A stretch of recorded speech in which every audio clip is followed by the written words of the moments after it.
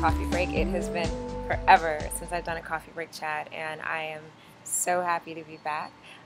Today, I kind of felt moved to talk about a topic that is really important to me, and it's something that I honor with like a fiery sword, and that's protecting my peace. Anybody who knows me really well knows that I'm not especially fond of conflict. I don't necessarily run away from it, but I really don't like it, and if it was up to me, I just want everybody getting along all the time and like the rainbows and sunshines, all that. So the sunshine. So anyway, I just wanted to do a quick coffee break chat on tips on how to maintain that and how to communicate the importance of it to the people around you. We have all sorts of different personalities that we deal with. We have different, um, you know, circumstances that we have to deal with, and sometimes those things affect us whether or not we realize it. So all that we can really do, or all that I can ever really focus on, is what do I have control over, what do I not have control over, and how can I communicate that effectively.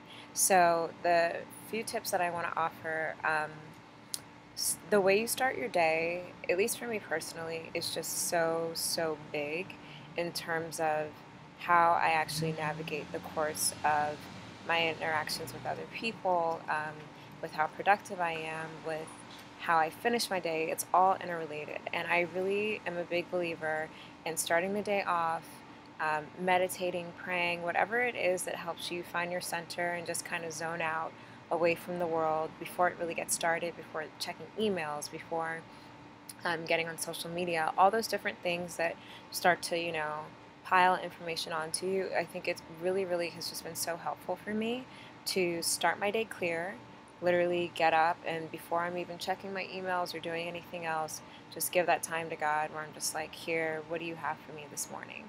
That's the first thing. The second thing is be careful about assumptions. I know that everybody has their own way of handling stress, and sometimes the way people handle stress is by putting it on other people, right? So that's a family member that snaps at you and you're trying to figure out where that's coming from. It's a coworker who's kind of in a bad mood and you just can't figure out like what's going on today or the next day or another day. That's why I would say be careful about assumptions. Like, don't assume, one, that that person is in tune with what's going on with them, or that, three, that that person even knows how important it is to you to be able to find a place that always feels like a well-oiled machine that's just kind of moving smoothly. So one of the ways that you can do that is by being intentional about telling the people that you work with how important it is to be in a harmonious work environment. There's some people who they won't care, they won't want to hear it, they don't believe in all that type of stuff, and that's fine. But for people who do get it and do respect it, you're at least positioning yourself to have one more conversation that's going to be conducive to you explaining how important that is to you to other people. Another thing that I would absolutely recommend is be careful who you surround yourself with. There are a lot of relationships that I can see how sometimes they get grandfathered in. Maybe it's an old friend that you have. Maybe it's a family member that you just don't know what to do with. Maybe it's a coworker, or maybe it's like a business partner, right? Like somebody that you think, oh, I need to stay in a relationship with them because we've been doing business together. There are different reasons why we justify staying in a relationship with people, but really what it comes down to is asking ourselves, what is it that they contribute to us? Are there things about them that actually detract away from us, our productivity, our overall energy? Are there things that we don't realize they're draining from us just from being in relationship with them? So I think it's always really important to do a climate check.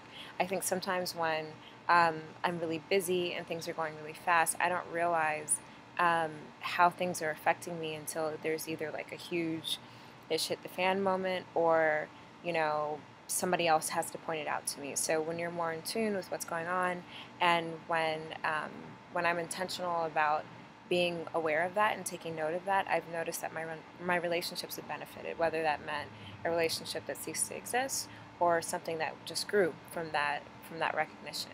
Last but not least, I definitely would say take time to pray for God to reveal things to you. The whole concept of protecting your peace is just so precious, and I think part of it is recognizing what the threat, like what it is that threatens it, right? So maybe there are things that we don't even realize, like that literally God is the only person who could kind of like point that out to you. Yeah, so that's all I have. I really hope that it's useful. I'm so big on relationships, communication, those types of things. And I know that there have been so many times where I've looked back and said, man, I really need to be more thoughtful about how I'm handling, the energy that I have around me. So anyway, thanks so much for watching. I really appreciate it, and stay tuned for more coffee break chats. Take care.